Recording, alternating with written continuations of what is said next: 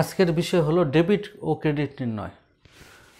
Debit credit নির্ণয়ের ক্ষেত্রে গুরুত্বপূর্ণ জিনিস হলো সূত্র।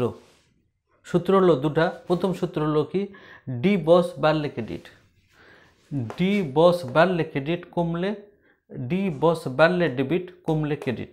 আবার বলতেছি, ডি বস বাড়লে ডেবিট কমলে ক্রেডিট। ডি বস মানে ডি মান ড্রয়িংস মানে উত্তোলন, বতে ব্যয়, সতে সম্পদ, বাড়লে ডেবিট কমলে ক্রেডিট। আচ্ছা, আর হলো দ্বিতীয় সূত্র কি আদম, এটা ঠিক উল্টা। আদম হলো আয়, দায়, মূলধন। আদম কমলে ডেবিট, বাড়লে ক্রেডিট। তাহলে আমরা এখন উদাহরণে আসি। নগদ ক্রয় করা হলো, নগদ ক্রয় করা হলো। তো নগদ ক্রয় করলো, ক্রয় কি জিনিস?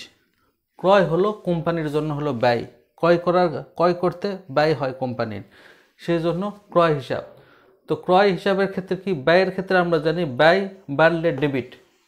তার ক্রয় হিসাব ডেবিট, আর ক্রয় করতে যে আমার কি চলে গেল, নগদ টাকা গেল। তাহলে নগদ হিসাব, নগদ সম্পদ কি হলো, নগদ হলো সম্পদ, সম্পদ হলো কমলো। আর আমরা জানি সম্পদ কমলে হলো ক্রেডিট। তাহলে সম্পদ হিসাব ক্রেডিট। নগদ বিক্রয় করা হলো, তো নগদ বিক্রয় করা হলো, নগদান হিসাব, নগদ টাকা আমরা পাইলাম।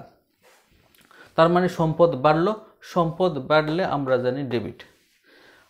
তারপরে কি, যেহেতু বিক্রয় করা হলো, বিক্রয় প্রতিষ্ঠানের জন্য কি আয়, বিক্রয় প্রতিষ্ঠানের জন্য আয়, তার মানে আয় বাড়লো। আমরা জানি আয় বাড়লো মানে কি, আয় বাড়লে ক্রেডিট।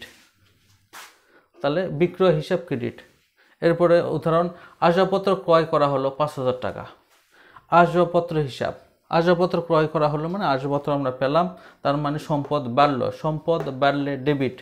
আর আসবাবপত্র কিনতে যা আমাদের নগদ টাকা কমে গেল, নগদ যেহেতু কমলো তার মানে সম্পদ কমলো, সম্পদ কমলে হলো ক্রেডিট।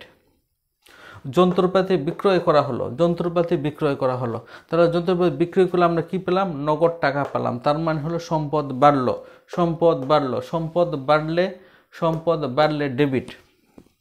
আবার যেহেতু যন্ত্রপাতি বিক্রয় করা হলো, তার মানে হলো যন্ত্রপাতি কমে গেল, তাহলে যন্ত্রপাতি হিসাব সম্পদ কমলো, সম্পদ কমলে আমরা জানি ক্রেডিট। তারপরে ব্যাংকে নগদ টাকা জমা দেওয়া হলো, ব্যাংকে নগদ টাকা জমা দেওয়া হলো, তাহলে কি হলো, ব্যাংকের টাকা পেলাম আমরা, মানে ব্যাংকের টাকা বাড়লো, সম্পদ বাড়লো, সম্পদ বাড়লে আমরা জানি ডেবিট, ব্যাংক হিসাব ডেবিট। আবার যেহেতু ব্যাংকে টাকা জমা দেওয়ার জন্য আমাদের নগদ টাকা কমে গেল, নগদ টাকা দিলাম, তার মানে নগদ টাকা কমে গেল মানে সম্পদ কমলো, সম্পদ কমলে আমরা জানি ক্রেডিট।